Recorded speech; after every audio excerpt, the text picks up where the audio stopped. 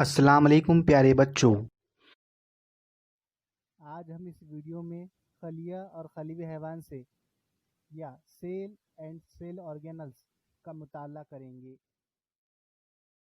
خلیہ جانداروں کی ساختی اور افعالی اکائی ہے۔ مختلف اعضاء میں افعال کے لحاظ سے مختلف ساخت اور قسم کے خلیات پائے جاتے ہیں۔ خلیے میں افعال کس طرح انجام پاتے ہیں، اسے سمجھنے کے لیے خلیے کے حصے کا مطالعہ کرنا ضروری ہے۔ جانداروں میں دو قسم کے خلیات پائے جاتے ہیں۔ نباتات میں نباتی خلیہ یا پلانٹ سیل موجود ہوتا ہے، جبکہ حیوانات میں حیوانی خلیہ یا اینیمل سیل موجود ہوتا ہے۔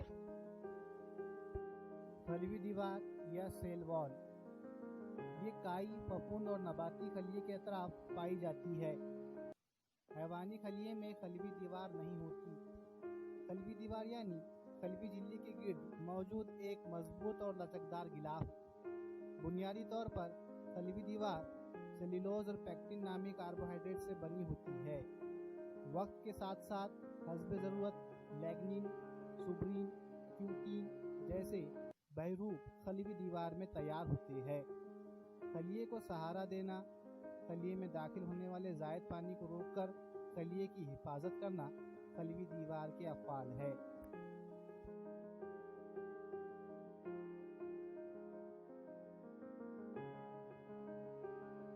خلیوی جھلی یا پلازما میمبرین، یہ خلیے کے گرد پتلی، نازک اور لچکدار جھلی ہوتی ہے جو خلیے کے اجزاء کو بیرونی ماحول سے علیحدہ رکھتی ہے۔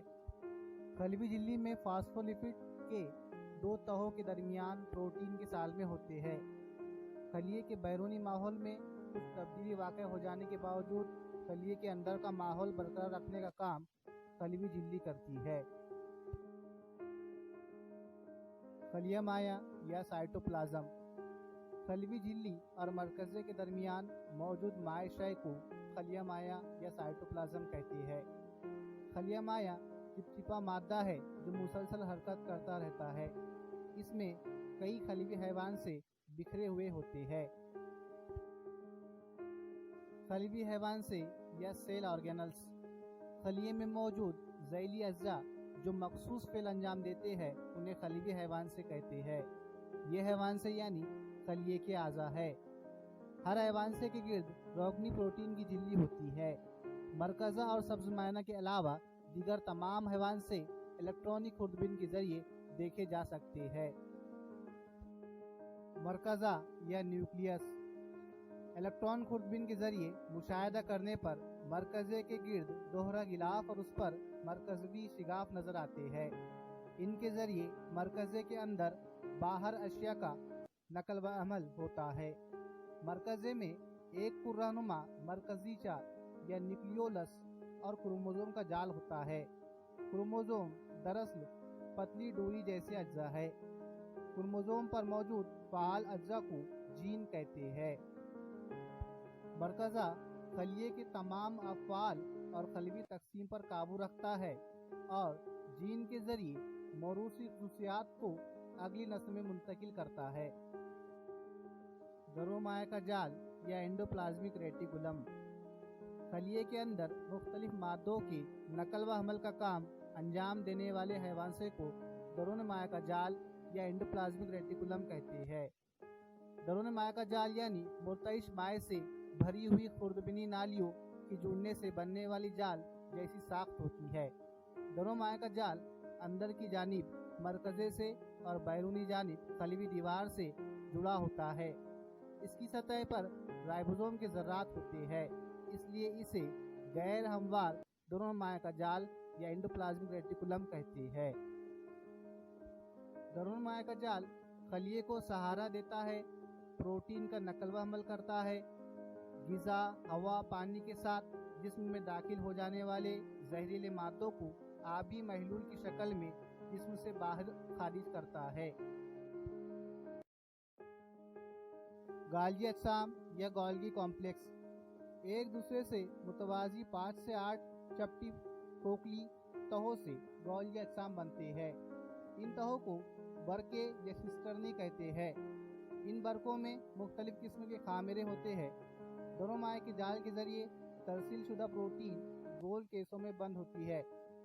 خلیہ مائع کے ذریعے یہ کیسے گالیا اجسام تک پہنچتے ہیں اور اختراعی اجزاء کی مدد سے ان کا مائع برقوں میں پہنچایا جاتا ہے، یعنی کارخانے کی اشیاء پیک کر کے آگے روانہ کرنے والے پیکنگ شعبے جیسا کام ان برقوں کے ذریعے انجام پاتا ہے۔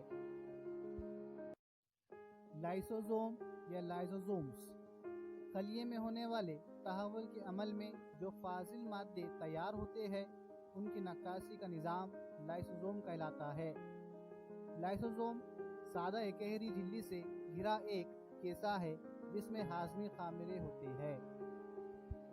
مردہ اور کمزور خلیہ حیوان سے کاربنی کچرا جیسے فاضلات لائسوزوم کے ذریعے باہر خارج کر دیے جاتے ہیں۔